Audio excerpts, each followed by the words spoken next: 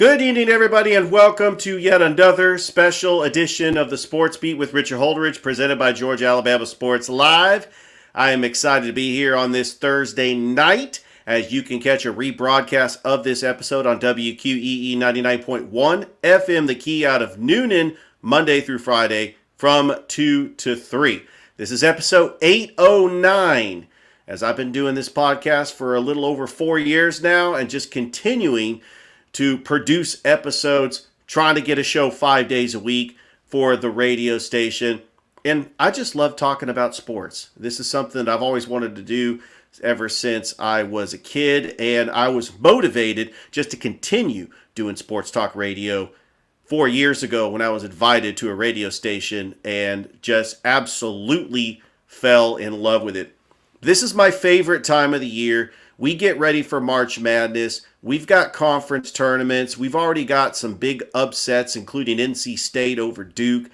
And some team out there that was projected to make the tournament is going to have their bubble bursted, as we already have many teams punching their tickets. We already know more than likely who are going to be the number one seeds. I think it's a toss-up between Tennessee and Arizona for that final number one seed, depending on who wins their conference tournament. And then we have NFL free agency. I will talk a little bit about Kirk Cousins going to Atlanta. I do have an opinion on that. We also have the former 49ers defensive end Eric Armstead going to the Jacksonville Jaguars. And the Falcons trade Desmond Ridder to the Cardinals for a wide receiver. So the Desmond Ridder era in Atlanta is over. I know a lot of Falcons fans are happy about that. So let's go ahead and get into the show. As many of you know, not only do I have the Sports Beat with Richard Holdridge, which is presented by Georgia Alabama Sports Live, I also work for a live streaming company named Georgia Alabama Sports Live. So this was founded by Thrift Barringer, who is a broadcast personality in Columbus. He has the Sports Visions radio show he does with DJ Jones Mondays and Thursdays from 4 to 6 on Smooth R&B 92.1 FM in Columbus. A great show, great local content, great guests. They had a great show today. And knowing that we are both passionate about calling sports, I called over 80 basketball games, about 23 football games. We're in baseball season right now. So we called the Carver Calvary game on Monday. On Tuesday, we called the Brookstone Pacelli game. And then yesterday, we called the Central Columbus game. So a lot of great baseball teams in this area. It's been a lot of fun. Rick Beach from Kutsu Sports was up at Harris County. He was calling Northside Harris County. He called that yesterday. We're supposed to be calling the Carver Columbus game tomorrow, but there is a 45% chance of rain in the forecast. I actually been monitoring the forecast just to try to get up to speed, just to be prepared, just in case those games get moved to the right and they end up playing on Saturday. But we are in high school baseball season. We dropped our top 10 rankings on our Georgia Alabama Sports Live show on Tuesday. And I gotta say, I was very impressed with Central last night. They look like the number one team in the state of Alabama. I know that Bob Jones and them are kind of ranked up in the top 1 and 2, but they are ranked one of the top teams in the nation, and that was just resilient. I mean, they didn't play well in the beginning. They were down 4-0, but they were able to come back and get the 8-5 victory over Columbus. So a great win. Coach A.J. Kehoe, good team, and they'll get prepared for region play in April, and that is coming up. I actually think that when I call high school baseball, I love baseball. I'm passionate about it. I mean, we got spring training going on. The opener for the Braves is not until March the 28th. I mean, I'm excited about the 2024 season. I think that we might have a new World Series champion. I mean, the experts aren't even projecting that the Diamondbacks or the Texas Rangers are going to even make the playoffs. So there might be a surprise in the 2024 season. But the Atlanta Braves, they play at 3 o'clock, Citizens Bank Ballpark. against the Philadelphia Phillies on Thursday, March the 28th. And I cannot wait for opening day as I'm trying to get, more involved and learn about some of the upcoming prospects. And, I got to get on my P's and Q's when it comes to Braves prospects because we got a minor league baseball coming to Columbus in 2025, and we got to get to know the players. I mean, imagine minor league baseball in the Fountain City from August to September. That's a long season.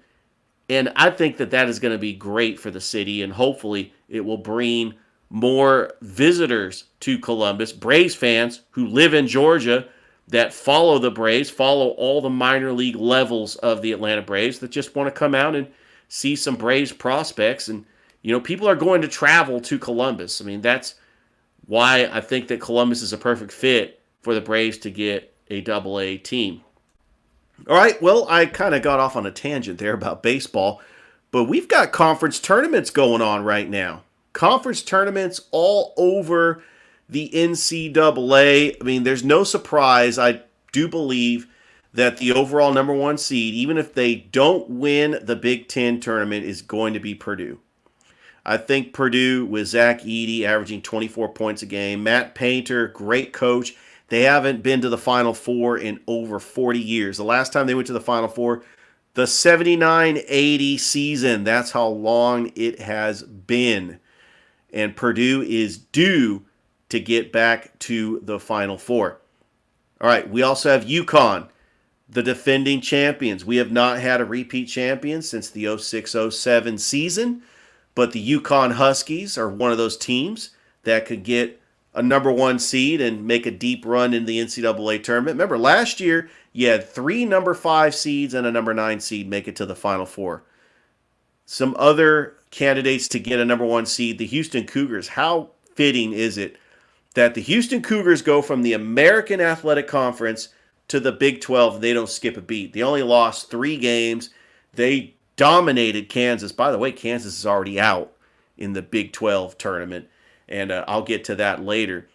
And then it's a toss-up. So I think that the guaranteed number 1 seeds are going to be Purdue, UConn, and Houston. It's really a toss-up between Arizona and Tennessee. And I think the slight edge goes to Tennessee, especially if they win the SEC. But the SEC is loaded. They could lose to Auburn. Auburn's playing South Carolina tomorrow.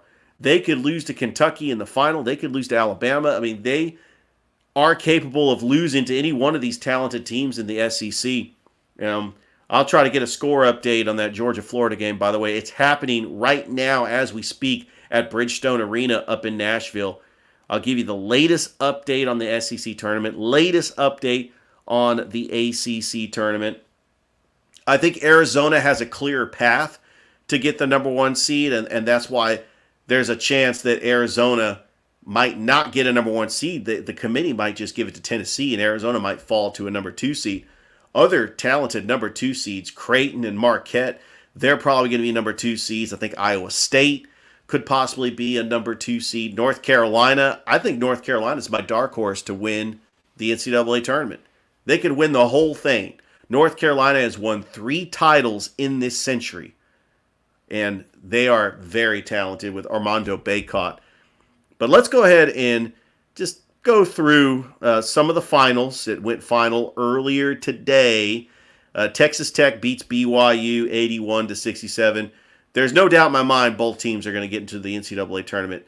How about Michigan State? They were a bubble team. I think they get into the tournament with a win over Minnesota, 77-67. North Carolina had no problem over Florida State. UConn defeated Xavier. You got Mississippi State defeating LSU. And we also, Memphis has been such a disappointing team. They lose to Wichita State. I can't figure Memphis out. I was a Memphis fan when I lived in Memphis in 2005, the John Calipari years, with Chris Douglas Roberts, Joey Dorsey, Rodney Carney, Shawnee Williams, Robert Dozier. Great team. That was just an incredible team. And then when John Calipari left in 2009, went through Josh Pastner and now Penny Hardaway, and Memphis is just not the same. And this goes to show that coaching matters in college basketball. Ask Villanova fans if they miss Jay Wright. Look at Louisville. Louisville, when Rick Pitino left, I know that they had their allegations and the scandal, and they don't even have a banner anymore from 2013. But coaching matters, and a lot of people are hoping that Georgia has the right coach, that Mike White is the right fit. And then, the jury is still out on Damian Stoudemire, whether or not he's a good coach with Georgia Tech. And still, his first year. Houston beats TCU, no problem there. South Carolina beats Arkansas. Arkansas has been the most disappointing team in the SEC. San Diego State, they went to the championship game last year, lost to UConn. They defeat UNLV in overtime, 74-71. I always try to give a shout out to the UNLV Running Rebels. That was my team in the early 90s. Larry Johnson, Stacey Augman, Anderson Hunt, George Ackles. Great team. And Greg Anthony. Forgot about Greg Anthony. NC State beats Duke 74-69. So Duke is out of the ACC tournament. They were projected to be a number 3 seed. I think Duke falls to a number 4 seed. Texas A&M beats Ole Miss. I think Ole Miss, who was a bubble team, is not going to the tournament. Texas A&M, I believe this secures a spot in the NCAA tournament. Let's take a look at that Georgia-Florida game right now. A score update, Florida is leading in the first half, 9-5. I think that if Georgia does pull off this upset, which is not really much of an upset, they played Florida close both times. I think that Georgia could sneak into the NIT. I had high hopes for Georgia. When they started 12-3 and they were up at home against Tennessee, I thought, yeah, this Georgia team could play with some teams. And they just fell off a cliff. I mean, I can't explain it. Anyway, let's look at some of the SEC matchups tomorrow. So we're going to start with the SEC conference. Tennessee taking on Mississippi State. Right now, ESPN's Joe Lunardi says that Mississippi State is an NCAA tournament. I actually agree. Same with South Carolina and Auburn. So the winner of that game would play Tennessee. You got Texas A&M and Kentucky. Texas A&M can continue their impressive run, but I think that Kentucky is very strong. I mean, you got Nashville. Big Blue Nation is going to make that trip down from Lexington. Nashville is going to have Kentucky fans. That's the one thing about Kentucky fans is they will pack the gym. They'll pack the arena wherever it is because those fans are loyal and they travel. And Kentucky is a basketball school, and they've been one of the most successful blue bloods in the history of the sport. Alabama awaits the winner of Georgia-Florida. So right now, Georgia-Florida is going on. And hopefully it's Georgia, because I would love to see Georgia and Alabama. Georgia can try to make up for that loss they lost to Alabama when they were up big, and then Mark Sears just went off on the Georgia Bulldogs. Can Georgia make a run like they did in 2008? Well, that was a very special, magical year. They made an SEC storied Miracle 3. Dennis Felton was the coach. They played 4 games in 3 days. It was just a very special time for the Georgia Bulldogs. Let's go ahead and take a look at the ACC conference tournament that's actually going on right now. North Carolina beats Florida State. Pitt beats Wake Forest. Duke beats NC State. Right now, Boston College is leading Virginia, but Virginia is the higher seed. Let's take a look at the semifinal game, Pitt and North Carolina, and then you're going to have NC State taking on the winner of Boston College and Virginia. Big 12. So right now, Cincinnati is leading Baylor, but Iowa State, no problem over Kansas State. Houston advances to over TCU. Texas Tech beats BYU. That one's a little bit of a surprise because BYU was ranked ahead of Texas Tech. But, let's take a look at the semifinal games in the Big 12. Texas Tech and Houston, And then you got Iowa State. That's going to be awaiting the winner of Cincinnati Baylor. More than likely, it's going to be Baylor. Big Ten. All right, let's look at the Big Ten. Like I said, Michigan State beat Minnesota. Wisconsin beats Maryland. And Ohio State beats Iowa. Right now, Penn State is leading Indiana in the second half by 2. So let's take a look at the quarterfinal. Remember, the Big Ten plays their championship on Sunday. So the quarterfinal is going to be on Friday, semifinal on Saturday, and then the championship is on Sunday. In fact, they play at 3. That is the last conference tournament game until they have the Selection Sunday show, which it's like Christmas. I can't wait for the Selection Sunday show.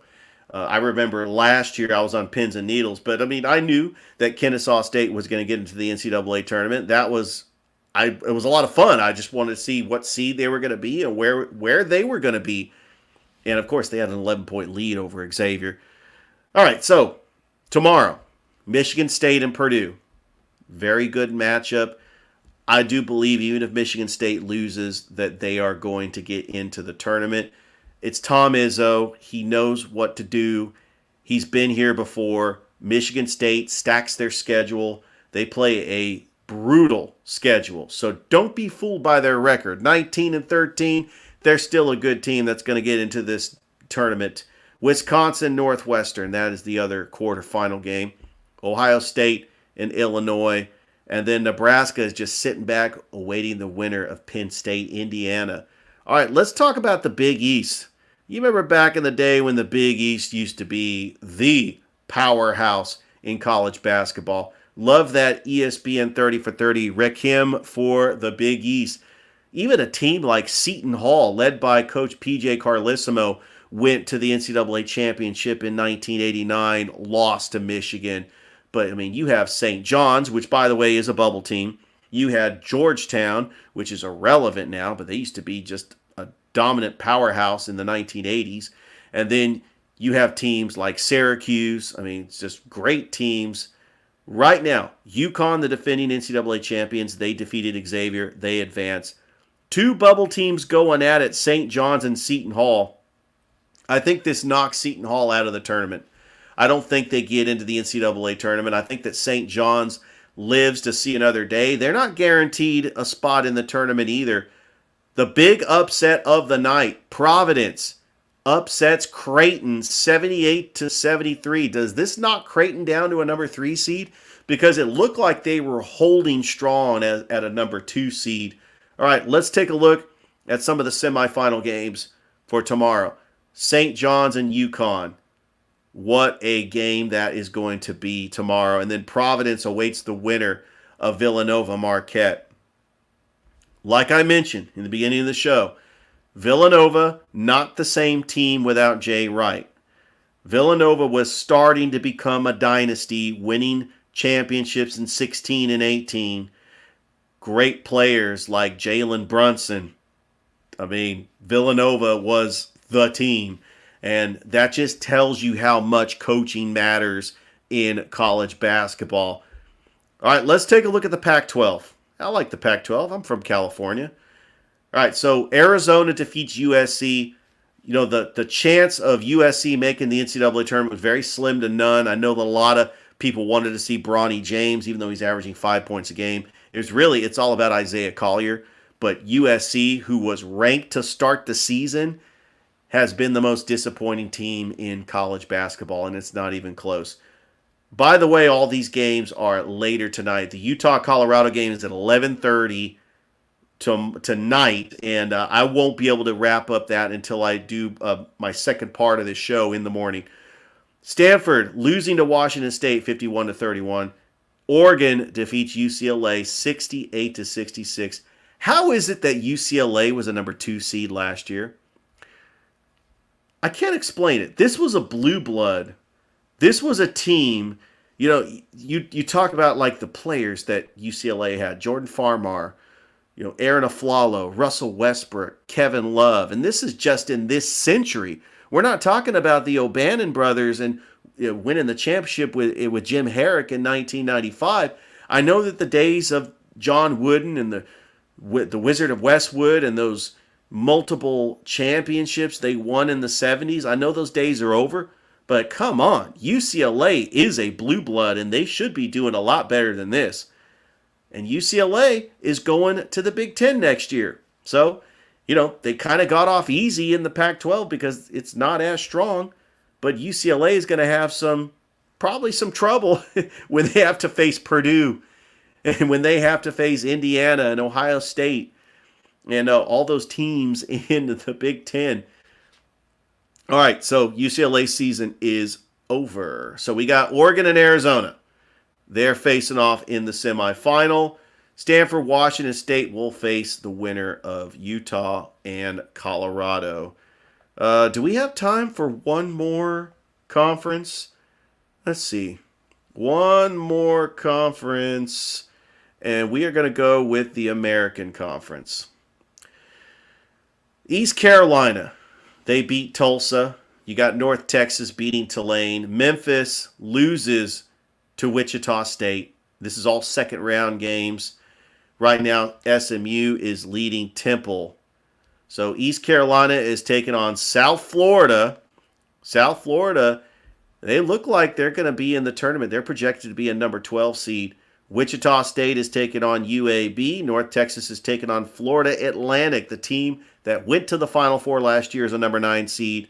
And then Charlotte awaits the winner of Temple and SMU. That was pretty good. Conference tournament championships in a nutshell. Don't forget, on tomorrow's show, I'm going to have the high school baseball schedule for Friday. And I'll also talk about what's going on Georgia Alabama Sports Live. Let's get to NFL free agency because I did go on a tangent a little bit when it comes to the Atlanta Falcons signing Kirk Cousins. I'm indifferent. They've given Kirk Cousins a lot of money, a 4-year deal. He's going to turn 36 before the season starts. Yes, he is an upgrade from Desmond Ridder. And I was excited that the Falcons traded away Desmond Ridder because you don't want this guy as a backup. He single-handedly cost you games. That's what happened last year. That's why Arthur Smith does not have a job, because of Desmond Ridder. Kirk Cousins is the grown-up in the room. His completion percentage, is one of the best in the league. His self-awareness, his leadership on the field. I mean, you look at his quarterback accuracy. The big question mark is his Achilles injury. But the Falcons have a top 5 offensive line. They have weapons with Drake London, Bijan Robinson, and Kyle Pitts. They've already added Charlie Werner. They've added Darrell Mooney.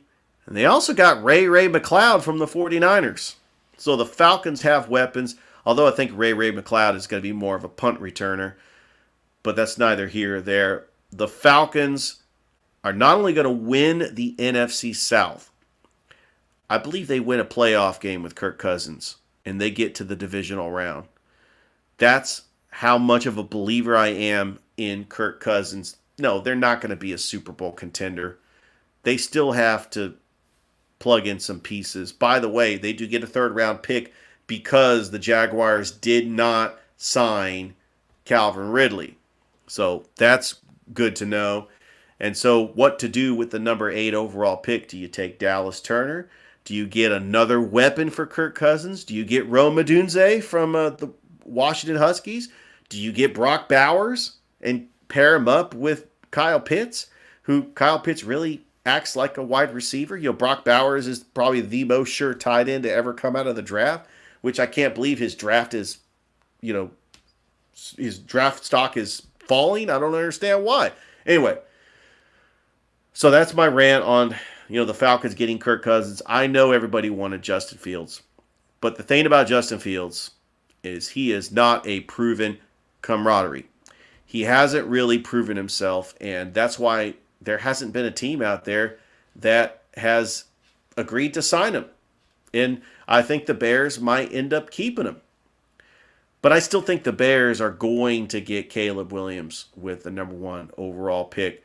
Hey, the Seahawks acquire Sam Howell. He is going to back up Geno Smith. So it looks like the Washington Commanders just lost their faith in Sam Howell. The Jacksonville Jaguars signed the former 49ers defensive lineman Eric Armstead.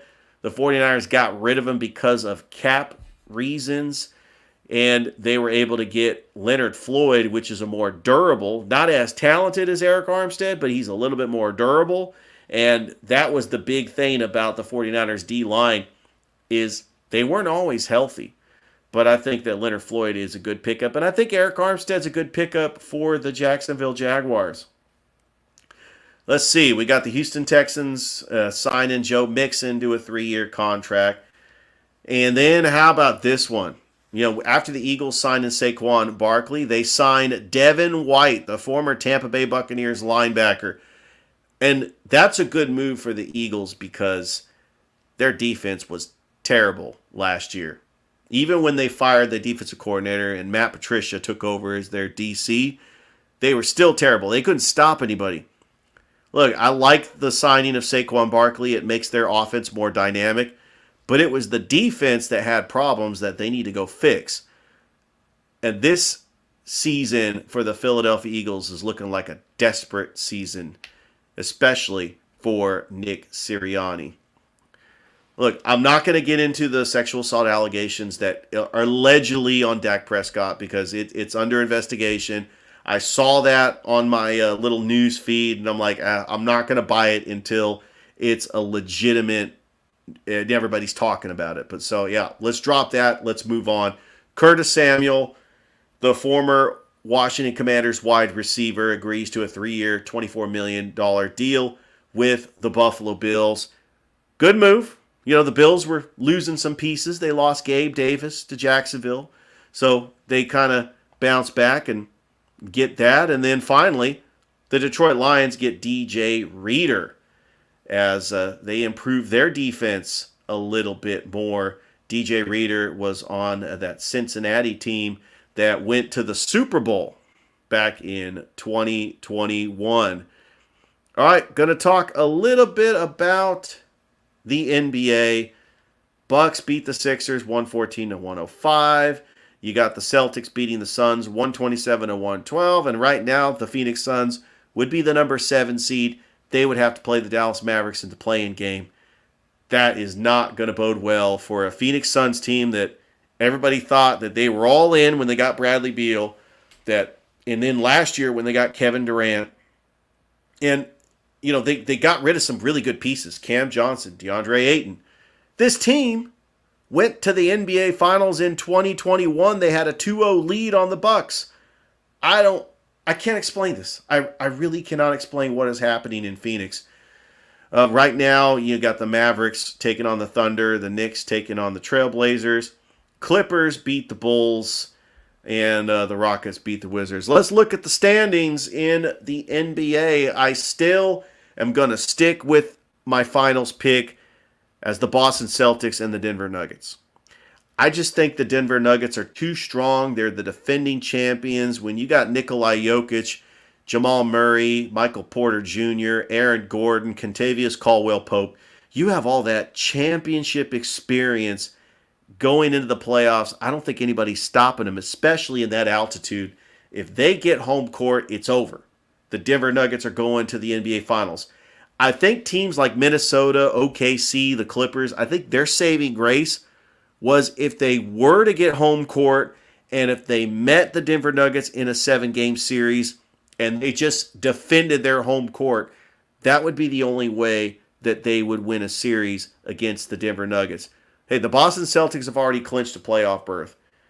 I don't really care who the number 2 or number 3 seed is going to be. If it's Milwaukee and Cleveland in the second round, Milwaukee clearly has the advantage.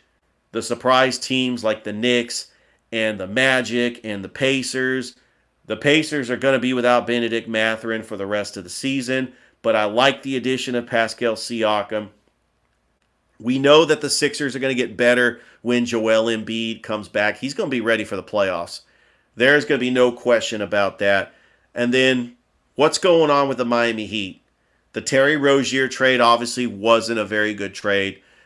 When you have Jimmy Butler and Bam Adebayo, they will be ready for the playoffs, but the Miami Heat got rid of a lot of talent that got them there to the finals last year, like a Max Strus and a Gabe Vincent. And then the Chicago Bulls, I mean, DeMar DeRozan, is this not the most underrated player in the NBA? The Spurs didn't want him.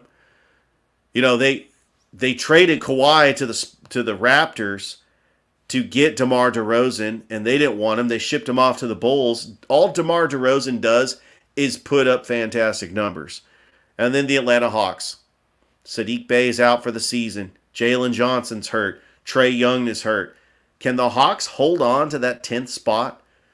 And for your information, the West is stacked.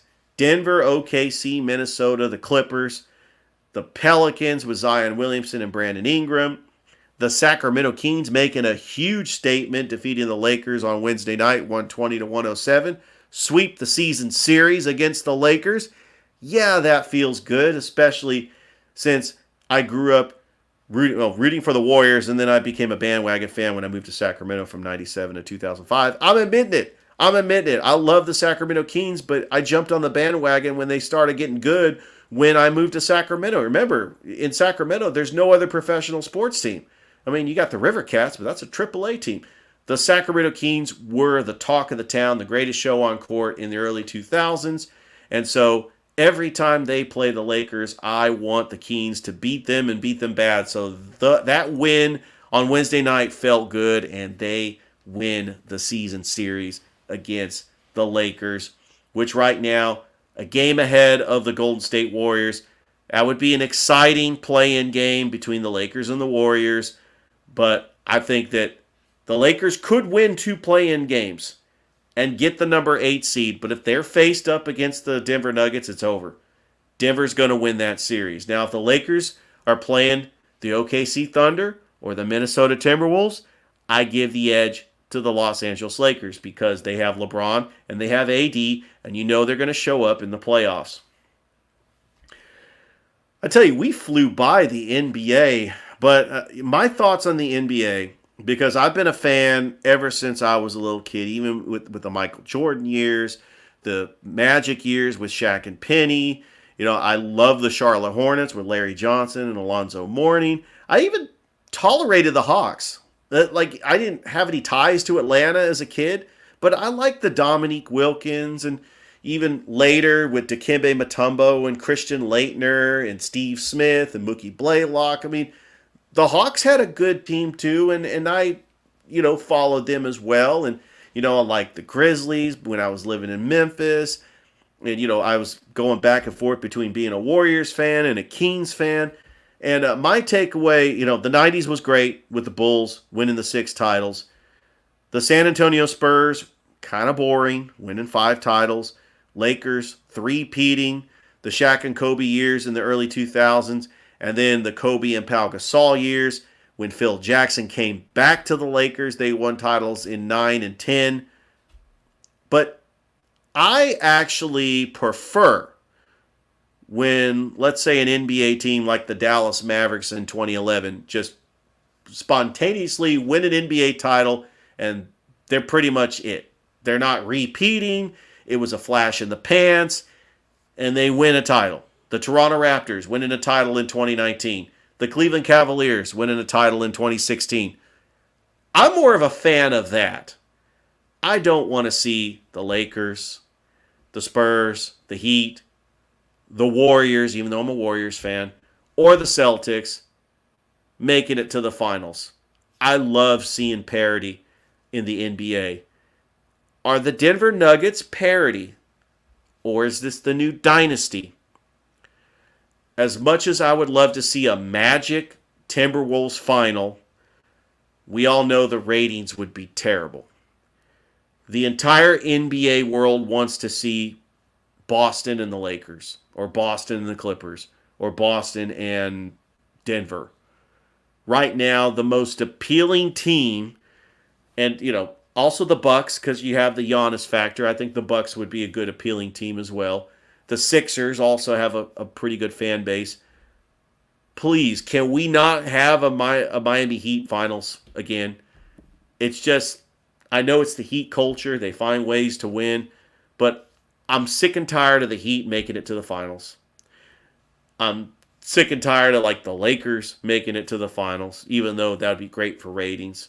But anyway, that is my rant. In fact, starting next week, I'm going to come up with a little bit on this show. It's going to be called Richard's Rant. I'll even have a graphic up there.